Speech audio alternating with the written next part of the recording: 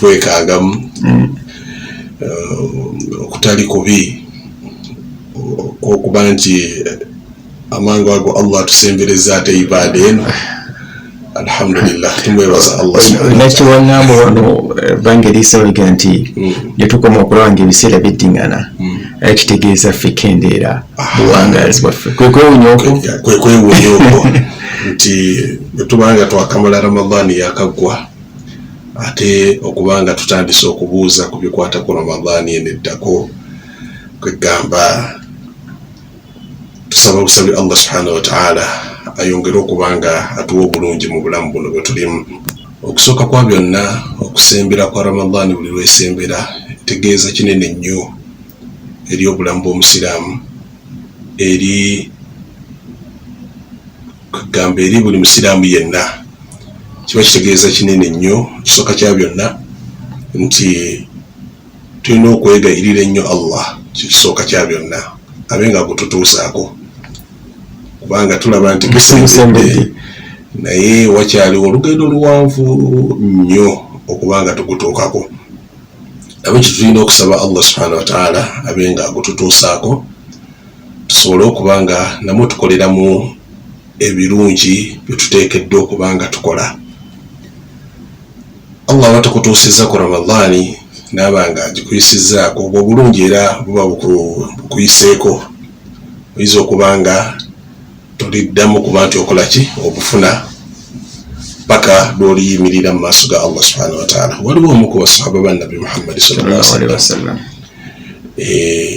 yatunyumiza ku basajja baali babiri nga bamukwano nnyo nga baagalana, baali bamukwano nnyo bambi omu najja afiira mu jihad, afiira mu lutalo mu jihad fi sabilillah, omulala najja asigalawo kumpi mwaka mulamba. Oluvannyuma naye Allah n'akola ki naye n'amujjolola. Bw'afa onoomu ku yali alaba abasajja abo mu mbeera gye baali baagalanamu, mukwano gwe baali balina, Allah yamuleetera ekirooto, bombi n'abalaba abantu abo bombi, naye mu ndaba gye yabalabamu yalaba ng'ono afudde oluvannyuma ejjanaaye esinga ku y'ono eyafiira mu lutalo. Kati ne kimwewuunyisa nnyo naga nti ono afiiridde ku ndiri ate oli yafiira mu lutalo, kijja kitya okubanga ono eyafiira ku buliri ate ayinza okubanga asinga oli yakola ki, oli eyafiira mu lutalo mu kkubo lya Allah subhanahu wa ta'ala. Bwe yamala okwewuunya embeera eyo naye asitukiramu n'agenda eri omubaka Muhammad sallallahu alaihi wasallam n'amunnyonnyola byalabye mu kirooto. Nabbi sallallahu alaihi wasallam n'amubuuza ebibuuzo bino, alaysa salla ba'dahu, omuntu ono oluvannyuma lw'oli okubanga yafa ono teyagenda mu maaso nakusaala? Nti yagenda mu maaso n'okusaala. N'amubuuza teyagenda mu maaso n'okuba nti asiiba? Naga nti yagenda mu maaso n'okusiiba, ate tasbihaati ate adhikaari naga byonna yali abikola. Kyava mugamba Nabbi sallallahu alaihi wasallam nti tewali kubuusabuusa, ono emirimu gye yakola oluvannyuma lw'oli gyamwongerako ku madaala ge mu maaso ga Allah subhanahu wa ta'ala. Mu kyo nti gwe Allah bw'aba atuusizza ku Ramadani eno aba ayina kinene nnyo kyayongedde ku birungi byo, kubanga oli bw'aba afudde fayiro eyo emaze okuggalwa.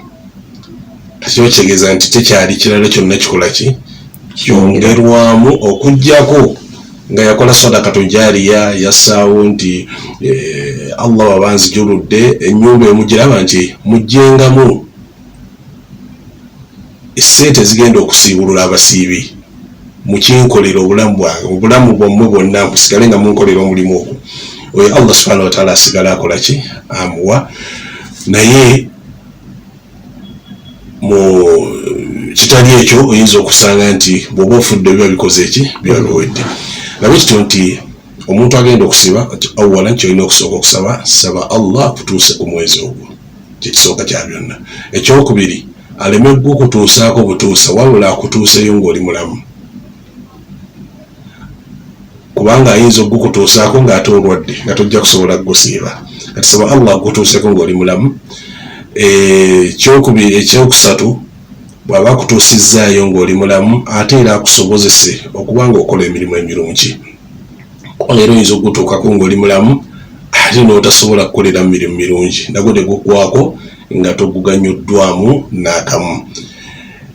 Omubaka Muhammad sallallahu alaihi wasallam yasanyusanga basahaba n'omwezi ogwo gwa Ramadan, nti mujjiddwa omwezi ogw'omukisa, omwezi ogulimu ebirungi ebiyitirivu ennyo, oyo Allah gw'abamye obulungi bwagwo abammiddwa ebirungi bya Allah subhanahu wa ta'ala. Nawe kityo muganda waffe oyo yabuuziza ekibuuzo ekyo yeteeketeeke n'okusaba Allah n'okubanga asaba Allah amutuuseyo nga mulamu, ate era Allah amuwa obusobozi obumusobozesa okubanga agenda kukoleramu emirimu ebirungi, n'okubanga yeteekateeka nga bw'asaba Allah amusobozese abe kwabo abanaasiibulula abasiibi, kubanga ezo nazo mpeera ziri awo mpitirivu. Weteekateeka n'osaba Allah nti Allah nteekako nange mba naasiibulula, neme kuba mu abo be basiibulula obusiibuluzi, naye nange nteekako mu abo abakola ki, abafuna ku mukisa ogwo ogw'okusiibulula. Osabe Allah akugazirize mu byenfuna, osabe Allah abenga akuteerawo obwangu mu mwezi guno okusobola omwezi guno okugenda okuyingira. Allah abenga akuteerawo obwangu obunakusobozesa okubanga otuukiriza ebyo Allah tabaraka wa ta'ala byayagala.